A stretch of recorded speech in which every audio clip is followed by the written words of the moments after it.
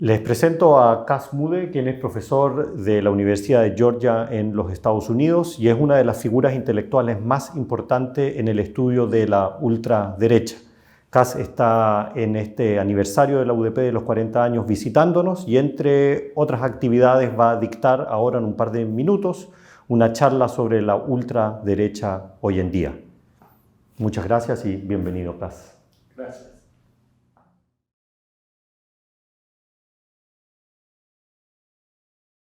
Yeah, so the far right is a container concept that pretty much describes and contains all right-wing movements that are not liberal democratic. And by right-wing, we mean ideologies that believe that inequalities in society are natural and outside of the purvey of the state. Now, the far right itself has two main subcategories. On the one hand, the extreme right, and these are all movements that do not believe in democracy per se, the combination of popular sovereignty and majority rule. And the radical right, which does believe that the people should elect their own leaders, but that have problems with elements of liberal democracy, such as rule of law, separation of power, and minority rights.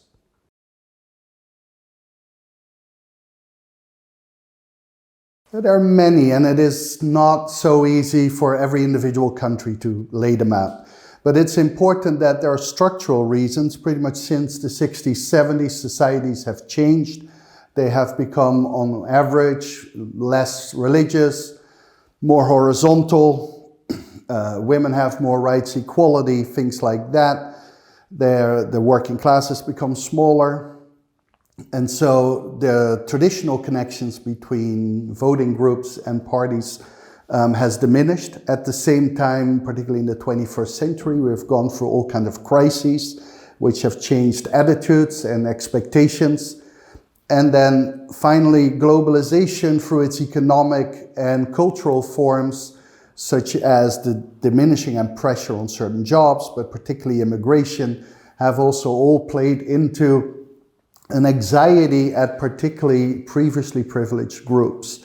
And so that is overall what works out at a global level. Now, individually for every election, all kind of other things come into play, including whether you have an attractive leader, a good organization, etc.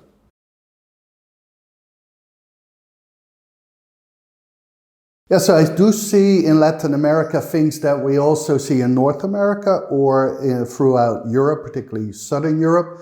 And that is, on the one hand, the marginalization of the traditional right, as well as the radicalization of the traditional right.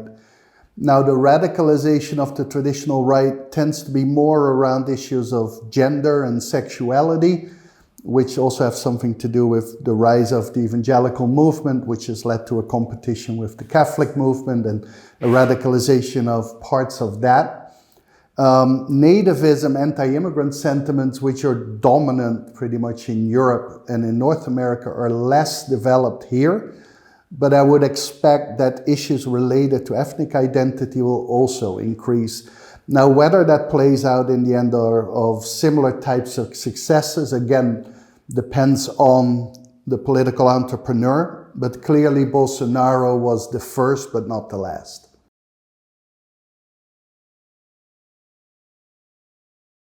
Yeah, I mean, it's clear that the extreme right is fundamentally anti-democratic and therefore a threat. However, the extreme right in its pure form, let's say fascism, is electorally not that relevant. The radical right is a more subtle threat. They will still defend elections, even though they tinker with them.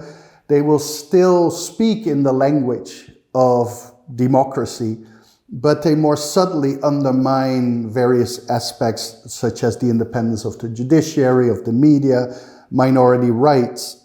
And all of these are threats. Now, the other thing that we see is when the radical right comes to power, in certain cases, it is not just undermining liberal democracy, but even democracy per se. And that we see, for example, in Hungary, where you still have all the resemblance of a democracy with elections, but the elections are no longer fair.